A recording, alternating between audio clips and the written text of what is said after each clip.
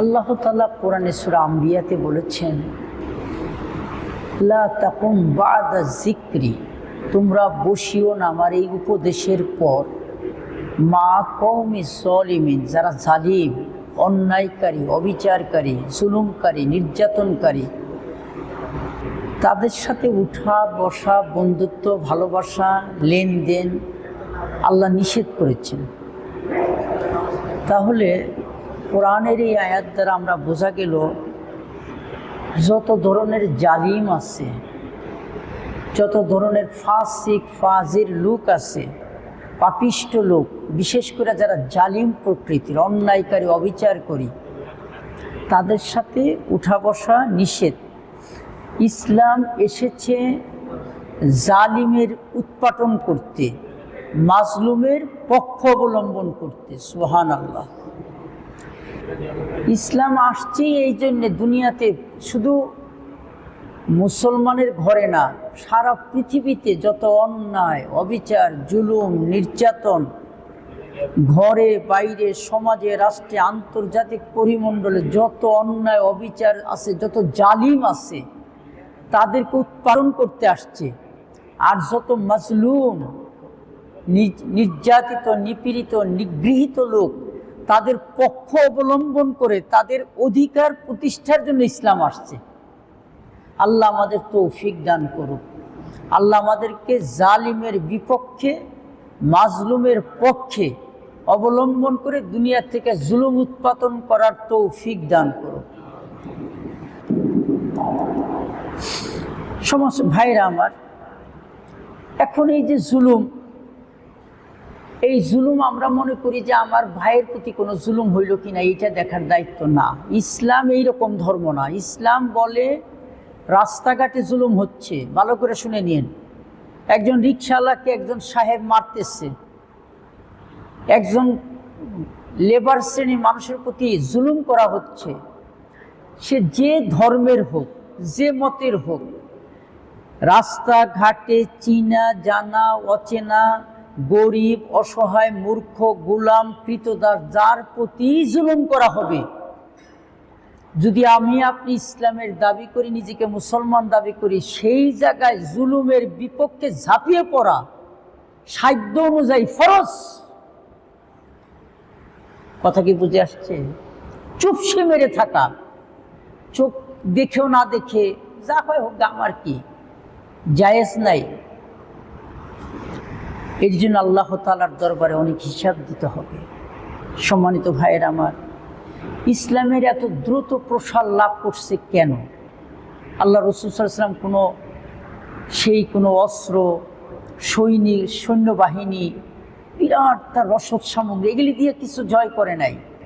আল্লাহ রাসূল সাল্লাল্লাহু আলাইহি ওয়াসাল্লাম আসছেন এই পৃথিবীতে নিপীড়িত, নিগৃহীত, মাজলুম মানুষের পক্ষ অবলম্বন করে, এবং সাহাবীরাও তার সহযোগী হয়ে গোটা পৃথিবীতে ইসলাম মাত্র 33 বছরে বিজয় লাভ করছে মাজলুমের পক্ষ অবলম্বন করার জন্যে, আর জালিমের বিপক্ষ হওয়ার কারণে।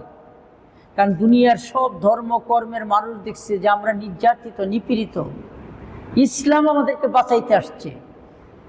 আলহামদুলিল্লাহ। সম্মানিত ভাইয়ের আমার, দেখেন কোন জায়গার সেই হাবশি গোলাম বিলাল রাদিয়াল্লাহু তাআলা আনহু নির্যাতিত হয়েছেন। আবু বকর সিদ্দিক রাদিয়াল্লাহু তাআলা সর্বোচ্চ দিনার দিরহাম টাকা দিয়ে কিনে তার সেই অন্যায় অবিচার থেকে তাকে মুক্ত করেছেন।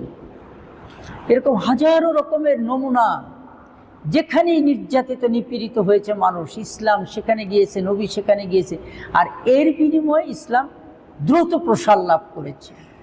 সম্মানিত ভাইয়ের আমার, এই জন্য আল্লাহ তাআলার ঘোষণা, যাই করো আর না করো, লা তাকুম, বসবা না, সম্পর্ক রাখবা না, উঠা বসা করবা না, বা'দা যিকরি, আমার এই কোরআনের এই উপদেশের পরে, মা কওমি যালিমিন, জালিম শ্রেণীর যত লোক আছে,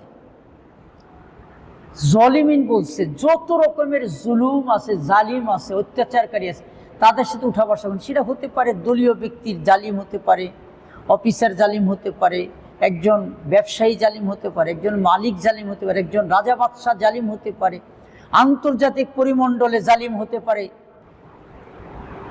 ইসলাম আসছেই তো মাজলুমের পক্ষ অবলম্বন করতে, সে যে ধরা নিজের ভাই। সম্মানিত ভাইয়ের আমার, যতদিন মুসলমানরা তাদের খেলাফত, তাদের শাসকবর্গ, তাদের জনগণ এই নীতি অবলম্বন করছে যে না, আমরা জালিমের বিপক্ষে, মাজলুমের পক্ষে, গোটা দুনিয়ায় তারা শ্রেষ্ঠ ছিল, সবচেয়ে শক্তিশালী ছিল, আল্লাহ তাদের পাওয়ার দিয়েছিলেন। আল্লাহ বলছেন, কুনতুম খায়রা উম্মাতিন উখরিজাত লিন-নাস তা'মুরুনা বিল মা'রুফ ওয়া তানহাউনা আনিল মুনকার। এই দুনিয়াতে যত জাতি ছিল, যত জাতি আছে, তোমরা শ্রেষ্ঠ জাতি। তোমরা মানুষের মধ্যে থেকে তোমাদেরকে বের করা হয়েছে এই কাজের জন্যে। তা'মুরুনা বিল মা'রুফ, ন্যায় কাজের আদেশ দিবা, অসৎ কাজ থেকে বিরত রাখবা, যেখানে অন্যায় দেখবা মানুষকে বিরত রাখবা, এটা চলবে না। যেখানে নাকি অন্যায় সেটাকে প্রতিরোধ করে ন্যায় প্রতিষ্ঠা করবা। এই জন্য আল্লাহ শ্রেষ্ঠ জাতি বানিয়েছেন।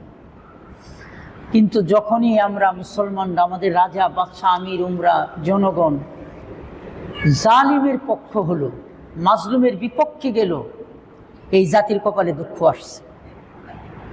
দেখেন, এই পৃথিবীতে এত মুসলমান, টাকা পয়সার অভাব নাই, কিন্তু মুসলমানদের কোনো পাওয়ার নাই। তার কারণ প্রত্যেকটা মুসলমান, ইচ্ছায় হোক অনিচ্ছায় হোক, অধিকাংশই ইল্লা মাশাআল্লাহ, আমরা সবাই অন্যায় অবিচারের মধ্যে ডুবে আছি। আমি আলোচনা করলে বুঝতে পারবেন।